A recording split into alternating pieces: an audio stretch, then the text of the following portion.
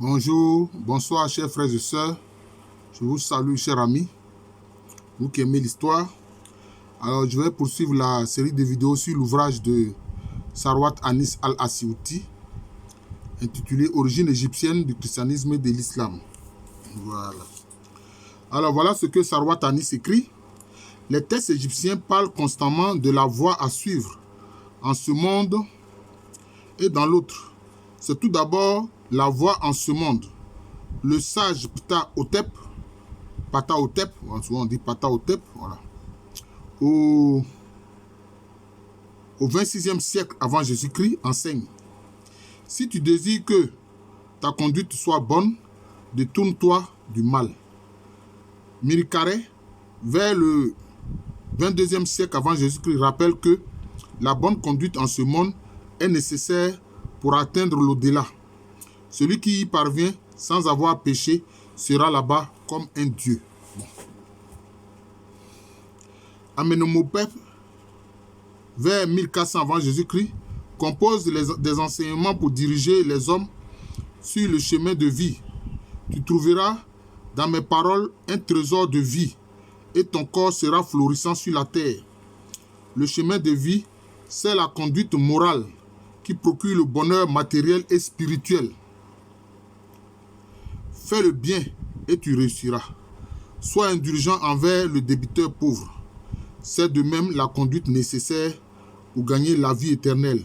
Heureux qui atteint l'Occident en sûreté dans la main de Dieu. Vous voyez? Donc, il y avait des sages. La sagesse inspire aussi différents hommes sur toute la terre. C'est pour ça qu'il y a des proverbes, etc. Bon, donc, c'est ça.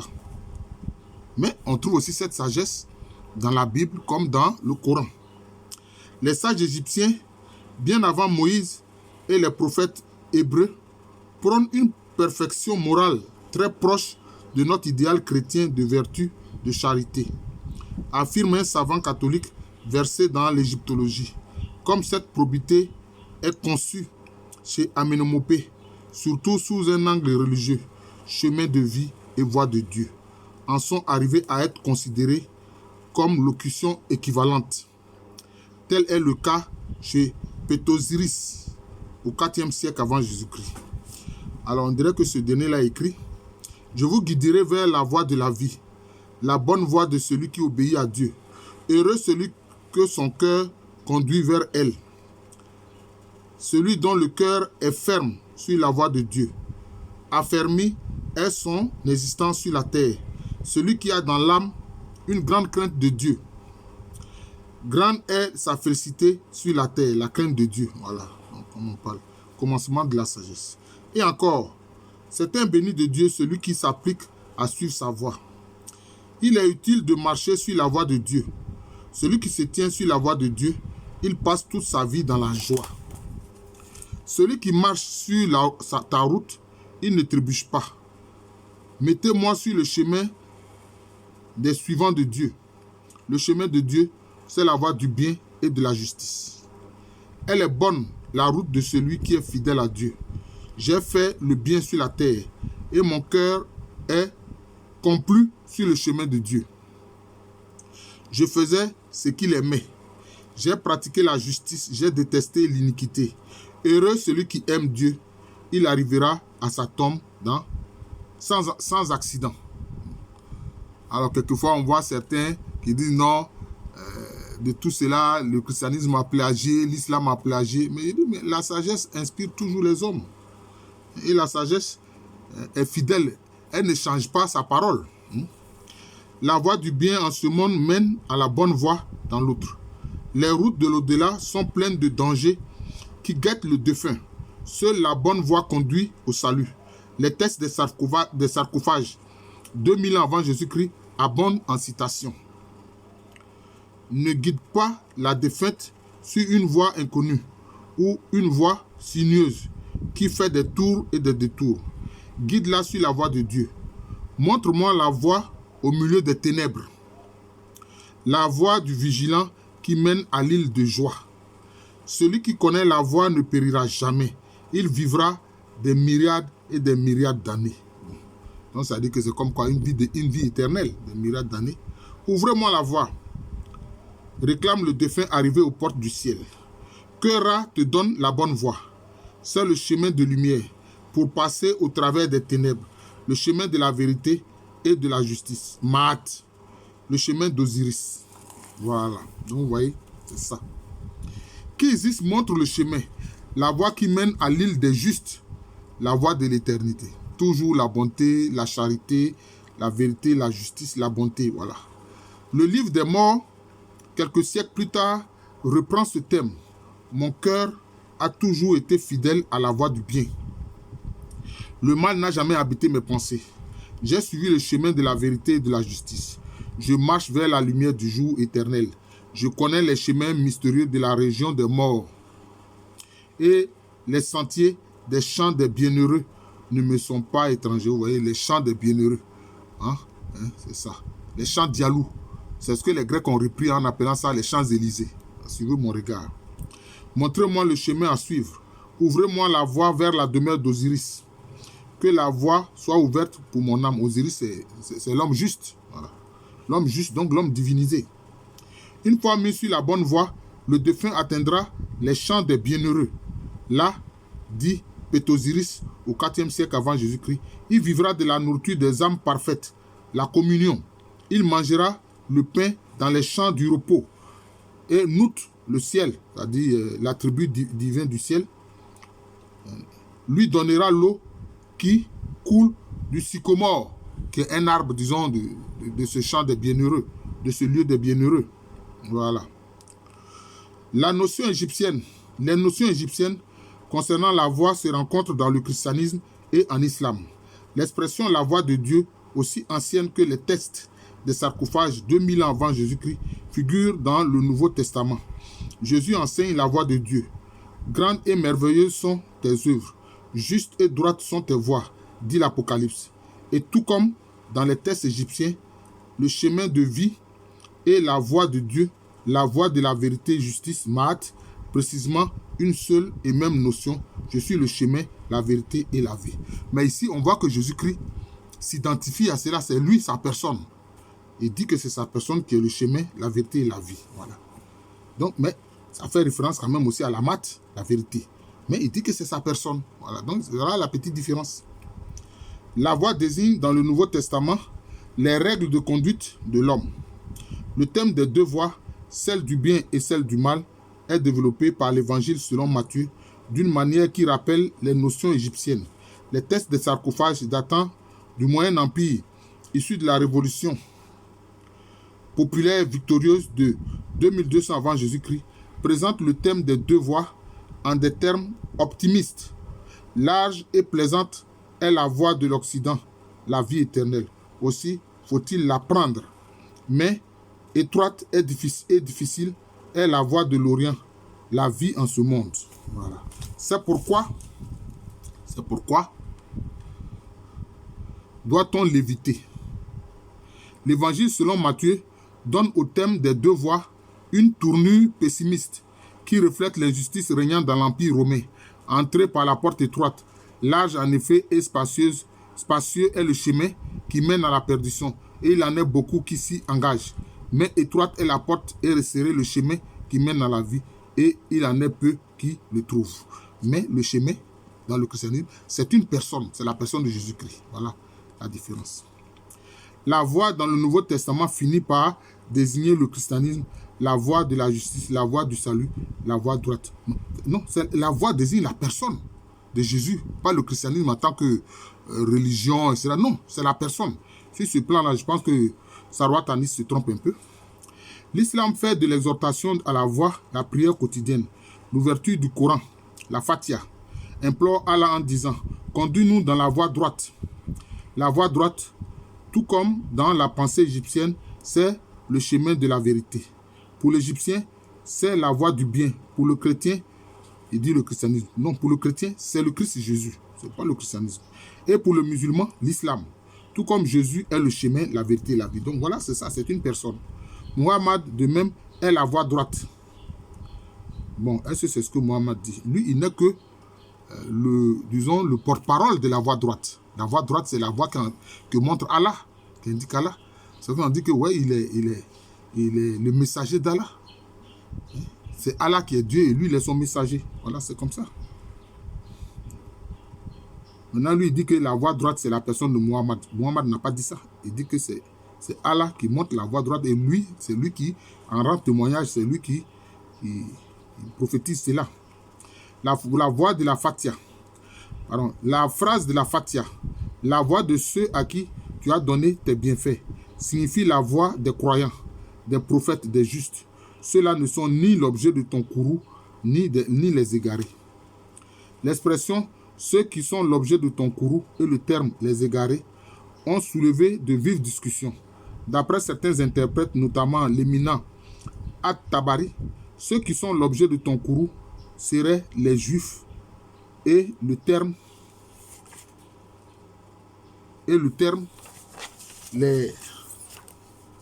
les égarés viserait les chrétiens. Moi, je ne pense pas. Est-ce que c'est ce que dit cette parole coranique? Ce sont ceux seulement qui n'entrent pas dans l'alliance avec Allah. Ceux qui n'entrent pas dans l'alliance avec Allah, mais il ne s'agit pas forcément des chrétiens ciblés ou bien des juifs ciblés. Bon, ceux qui sont à la Mecque, qui refusaient de se convertir, est-ce qu'ils ne sont pas concernés par ces phrases-là? Certainement. Donc, à Tabari, on voit que bon, c'est une interprétation qui est très orientée, surtout que alors, lui, il vit une époque où il y a un califat musulman. Voilà, c'est ça. Cette opinion, bien qu'elle s'appuie sur des hadiths, semble refléter des tendances politiques tardives. Voilà, c'est ce que je disais. Le méticuleux Al-Bukhari, dans l'interprétation de la sourate liminaire Al-Fatiha, n'a pas rapporté ces hadiths. Les adeptes de cette opinion ont cherché des termes similaires dans les textes versés, dans les autres versets du Coran. Ils se sont prévalus de la sourate 2, la Genèse 6, 61, qui mentionne le courroux d'Allah frappant les Juifs, les tueurs des prophètes.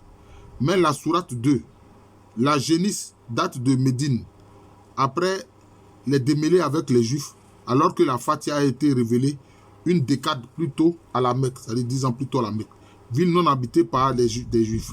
Les exégètes se sont prévalus aussi de la sourate 5, la table, qui mentionne les égarés à propos des chrétiens. Mais cette sourate figure parmi les dernières à être révélées à Médine, alors que la Fatiha remonte au début de la période mécoise, près de 2 décades plus tôt, quand Muhammad imitait en tout les chrétiens, et rien ne suppose qu'il aurait considéré les chrétiens comme des égarés. Le courroux d'Allah dans le Coran ne frappe pas que les juifs. Il vise aussi les adorateurs d'idoles, c'est ça, qui associent d'autres divinités à Allah. Les apostats de l'islam, qui le renient de bon cœur. Les musulmans parjures, qui forment le parti de Satan et contrecarrent les plans du prophète.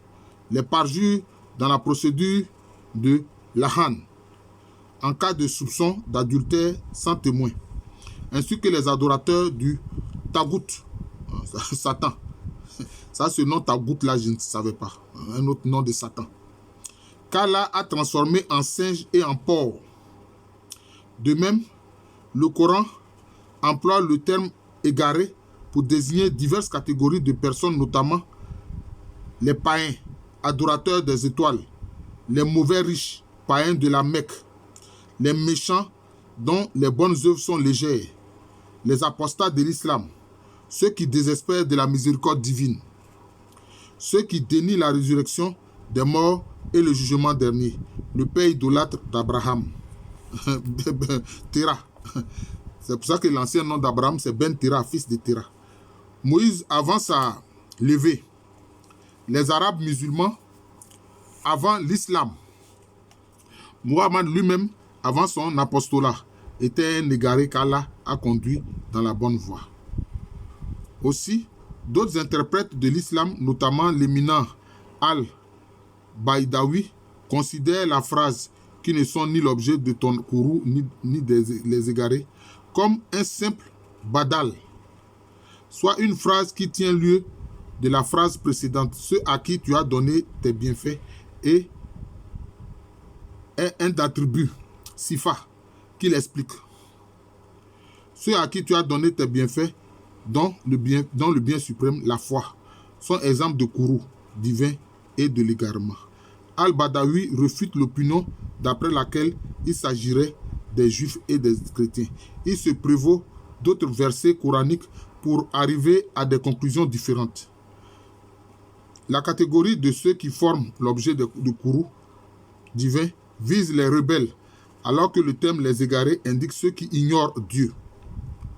Car ceux à qui Allah donne ses bienfaits réunissent la connaissance de la vérité en soi et du bien pour le mettre en œuvre. Quiconque ne fait pas le bien encourt la colère divine. Il en est ainsi du meurtrier conformément au Coran. Quiconque ignore la vérité se trouve dans l'égarement, car Allah proclame: qu'existe-t-il au-delà de la vérité, sinon l'égarement? Al-Baydawi, en ces quelques lignes, traite d'une manière magistrale le grand thème de la connaissance, la foi, du bien disputé au 1er siècle entre Paul et Jacques. Paul se prononçait pour la foi et Jacques pour les bonnes œuvres. En fait, c'est complémentaire. C'est la foi qui amène à faire des bonnes œuvres. Les gens font comme si ça s'oppose. Non, ça c'est complémentaire. C'est quand tu as la foi que tu fais des bonnes œuvres. Voilà. Jacques a dit, moi je vais te montrer ma foi par mes œuvres. Donc, ces œuvres-là sont sous-tendues par la foi, ce n'est pas opposé. Je ne sais pas comment les gens comprennent les choses. Al-Badawi décide que tous deux sont nécessaires et en fait le thème principal de la prière quotidienne, ainsi disait Pétosiris. J'ai fait le bien sur la terre et mon cœur s'est complu sur le chemin de Dieu. Voilà. Ça, c'est ce que l'ancien Égyptien disait. Enfin, tout comme dans les textes des sarcophages et dans certains courants du christianisme, la voie droite en islam, d'après une opinion, c'est la voie de l'au-delà, la voie du paradis dans les temps derniers. Cette opinion minoritaire au sein de l'islam premier encourt les mêmes reproches formulés à l'encontre de l'interprétation eschatologique de notre Père, comme si la vie sur cette terre n'avait pas besoin de voie droite. Il est vrai que les textes de la Fatiha s'adressent à Allah, le souverain du jour du jugement, et insinue par là que la prière quotidienne demande à Allah de guider le défunt dans la voie de l'au-delà, tout comme Osiris, le seigneur du jugement dernier, accueille en cas d'acquittement le défunt dans le paradis. Divers hadiths, c'est-à-dire les enseignements du prophète Mohammed, en effet spécifient que la voie As-Sirat se trouve dans l'au-delà. Selon un premier hadith rapporté par Al-Bukhari, le jour de la résurrection des morts, dit le prophète, la voie As-Sirat sera battue au-dessus de l'enfer. Sera battue au-dessus de l'enfer. Je serai le premier des prophètes à passer avec sa nation, les musulmans. D'après un deuxième hadith mentionné par Muslim, Aïcha, l'épouse du prophète, lui demande à propos du verset signalant le jour où la terre sera remplacée par une autre terre. 14 Ibrahim 48. Bon, je ne sais pas. Est-ce que c'est une sourate? Où seront les hommes alors, ô prophète d'Allah? Mohammed répondit, sur la sirat, la voie. Nul doute, je crois que la sirat, la voie, c'est comme un pont. Et puis, de chaque côté du pont, il y a un précipice, un gros bas-fond. Je crois que c'est comme ça. Et puis, on voit maintenant des gens qui marchent sur ce pont-là, accompagnés par un ange. Je crois qu'il y a une représentation comme ça, imagée, que j'ai pu voir. Nul doute que ces hadiths sont bien établis, mais il ne faut pas perdre de vue que l'accès au paradis conformément au Coran dépend de la justice en ce monde. Aussi faut-il interpréter la liminaire comme visant la voie droite ici-bas et dans l'au-delà. Un fil direct unit toujours la pensée égyptienne et la pensée christiano-musulmane. Bon, c'est ce qu'il écrit, hein? Christiano-musulmane. Maintenant, il dit ici le mauvais. La prière quotidienne de l'homme s'adresse à Dieu pour le délivrer du mauvais. Ce terme se rencontre tout d'abord dans les textes égyptiens. NBD, Nabaj, signifie le mauvais, le méchant. À ce nom propre correspond dans le Nouveau Testament le terme poneros, le mauvais, et dans le Coran le terme iblis. Ce dernier se rattache au mot balas, celui qui a le mal à la racine, ablasa, désespéré, d'où est tiré le nom iblis, le démon, ainsi appelé parce qu'il désespère de la miséricorde divine. Poneros et iblis forment des traductions littérales du terme égyptien nabaj, le mauvais. Les hymnes et prières de l'ancienne Égypte donnent au personnage appelé le mauvais un double sens. C'est tantôt Seth, personnifiant le mal sur cette terre, tantôt Apophis, le dragon de l'au-delà.